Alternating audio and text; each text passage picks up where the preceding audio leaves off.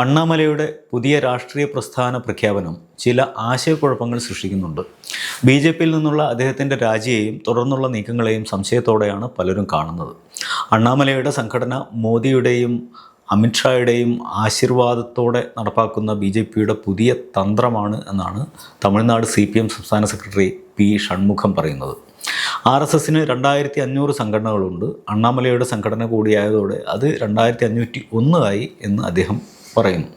ഇതേ ആരോപണം പൊതുവെ പലരും ഉന്നയിക്കുന്നുണ്ട്. എന്നാൽ അണ്ണാമലയുടെ രാഷ്ട്രീയ പരിപാടികളുടെ സ്വഭാവവും അദ്ദേഹം പാർട്ടിക്കുള്ളിൽ സൃഷ്ടിച്ച പ്രശ്നങ്ങളുടെ ഗ്രാവിറ്റിയും ശ്രദ്ധിക്കുന്ന ഒരാൾക്ക് ഈ ആരോപണങ്ങൾ അതേപടി സ്വീകരിക്കാൻ കഴിയില്ല. അണ്ണാമലയുടെ രാഷ്ട്രീയ പരിപാടികളെല്ലാം BJPക്ക് അനുകൂലമാകുമെന്ന് അനുമാനിക്കുന്നത് ശരിയായിരിക്കാം. എന്നാൽ BJPക്ക് പുറത്ത് ഒരു സംഘടന രൂപീകരിച്ച് പാർട്ടിയെ സഹായിക്കാൻ വേണ്ടി അണ്ണാമലയെ പുറത്തേക്ക് പറഞ്ഞയച്ചു എന്നെല്ലാം കരുതുന്നത് അബദ്ധമായിരിക്കും.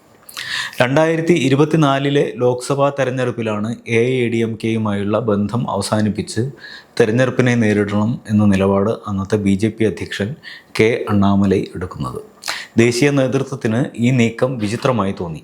അവരും ആദ്യഘട്ടത്തിൽ അണ്ണാമലയെ പിന്തുണച്ചില്ല. എന്നാൽ 2020 നേതൃത്വത്തിലേക്ക് വന്നതിന് ശേഷം അണ്ണാമലൈ പാർട്ടിയെ സജീവമാക്കുന്നത് കണ്ടിട്ടുള്ള ദേശീയ നേതൃത്വത്തിന് അദ്ദേഹത്തെ പൂർണ്ണമായി തള്ളാനും കഴിയുമായിരുന്നില്ല. യുവാക്കളെ അണ്ണാമലൈ പാർട്ടിയിലെത്തിച്ചു. ഒരു ഹിന്ദി അനുകൂല ദ്രാവിഡ വിരുദ്ധ കക്ഷി എന്ന പ്രതിച്ഛായയിൽ കിടന്നിരുന്ന BJPക്ക് പുതിയൊരു മുഖം നൽകാൻ അദ്ദേഹത്തിനായി. ഇത്രയും അഗ്രസീവായ രാഷ്ട്രീയ നേതാക്കൾ സംസ്ഥാനത്തും മറ്റു പാർട്ടികളിൽ പോലും കുറവായിരുന്നു. അഴിമതി വിരുദ്ധ പ്രതിച്ഛായ അണ്ണാമലയ്ക്ക് നഷ്ടപ്പെട്ടു തുടങ്ങിയിരുന്നു. പക്ഷേ തന്നെ സ്വയം ഒരു സാധാരണക്കാരനായി അവതരിപ്പിച്ചിരുന്ന അണ്ണാമലയുടെ പ്രതിച്ഛായയ്ക്ക് ആദ്യമായി കോട്ടം തട്ടുന്നത് റാഫേൽ വാച്ച് വിവാദത്തോടെയാണ്. 3.5 ലക്ഷം മുതൽ 5 ലക്ഷം വരെ വില വരുന്ന ഒരു അത്യാഡംബര വാച്ചുമായി അണ്ണാമലൈ പൊതുമധ്യത്തിലെത്തിയപ്പോൾ DMK നേതാക്കൾ ചോദ്യം ചെയ്തു. കുറച്ച് ആടുകളുടെ പാൽ കറന്ന് ജീവിക്കുന്നയാൾ എന്നൊക്കെയാണ് അണ്ണാമലൈ സ്വയം സൃഷ്ടിച്ചിരുന്ന പ്രതിച്ഛായ എന്നോർക്കുമ്പോഴാണ് ഈ വാച്ചിൻ്റെ യഥാർത്ഥ വില നമുക്ക് മനസ്സിലാവുക. ഇതുകൂടാതെ വൻ കോർപ്പറേറ്റ് ബാങ്കർമാർ അണ്ണാമലയുടെ ദൈനംദിന ചെലവുകൾക്ക് വരെ ഫണ്ട് ചെയ്യുന്നുണ്ടെന്ന ആരോപണവും വന്നു. എന്നാൽ തൻ്റെ സുഹൃത്തുക്കൾ തൻ്റെ രാഷ്ട്രീയ മുന്നേറ്റത്തിന് ഫണ്ട് ചെയ്യുന്നതാണ് എന്ന നിലപാടാണ് അണ്ണാമലൈ എടുത്തത്. 2024 ലോക്സഭാ തെരഞ്ഞെടുപ്പിൽ കോയമ്പത്തൂർ മണ്ഡലത്തിൽ വൻതോതിൽ പണമിറക്കി കളിച്ചതും വിവാദമായിരുന്നു. ചുരുക്കത്തിൽ അണ്ണാമലയിൽ യുവാക്കളെ ആകർഷിക്കുന്ന പ്രധാന ഘടകം അഴിമതി വിരുദ്ധ പ്രതിച്ഛായ പതിയെ ഇല്ലാതായി. 2024 തെരഞ്ഞെടുപ്പിൽ അണ്ണാമലൈ BJPയുടെ വോട്ട് വിഹിതം 11.4% ഉയർത്തി. 3.7% നിന്നാണ് ഈ വളർച്ച എന്നോർക്കണം. അണ്ണാമലയുടെ കടുംപിടുത്തങ്ങൾക്ക് കൂടുതൽ ശക്തി പകർന്ന സംഭവമായിരുന്നു ഇത്. തമിഴ്നാട്ടിൽ ഒരു മൂന്നാം കക്ഷി ഉയർന്നു വന്നു എന്ന് എല്ലാവർക്കും സമ്മതിക്കേണ്ടി വന്നു. എന്നാൽ ദ്രവീഡിയൻ പാർട്ടികളുമായി യാതൊരു ഇടപാടുമില്ല എന്ന അണ്ണാമലയുടെ കടുംപിടുത്തം പാർട്ടിക്കുള്ളിൽ പ്രശ്നമായി. മുതിർന്ന നേതാക്കളെല്ലാം ഈ വിഷയത്തിൽ അണ്ണാമലയുടെ എതിർപക്ഷത്തായി.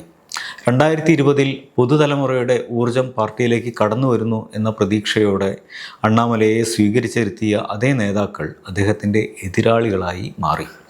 2026 നിയമസഭാ തെരഞ്ഞെടുപ്പിൽ പാർട്ടി ദേശീയ നേതൃത്വം നേരിട്ടിടപെട്ടു. ദ്രവീഡിയൻ പാർട്ടികളുമായി സഖ്യം വേണ്ട എന്ന നിലപാട് പാർട്ടി തള്ളി. ദീർഘകാല ലാഭം കണക്കിലെടുത്ത് അവർ സഖ്യം പുതുക്കി. ഇത് അണ്ണാമലയ്ക്ക് വലിയ തിരിച്ചടിയായി മാറി. അണ്ണാമലൈ എന്താണോ കഴിഞ്ഞ 5-6 വർഷമായി നിർമ്മിച്ചു കൊണ്ടിരുന്നത് അതിൻ്റെ തലയ്ക്കടിക്കുന്ന തീരുമാനമായിരുന്നു കേന്ദ്ര നേതൃത്വത്തിൻ്റേത്.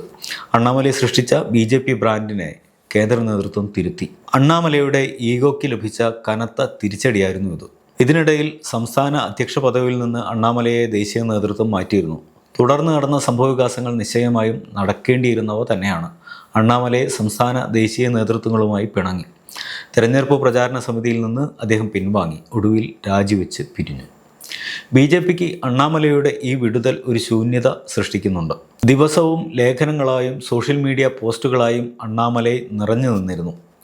തെരുവുകളിൽ നേരിട്ടിറങ്ങി ജനങ്ങളുമായി സംവദിക്കുന്നത് അദ്ദേഹത്തിൻ്റെ രീതിയായിരുന്നു. ഇതിനൊന്നും ഇനി BJPയിൽ ആളില്ല. BJPക്ക് ആ പഴയ ഇമേജിലേക്ക് തിരിച്ചു പോകാനുള്ള സാധ്യതയാണ് കൂടുതൽ.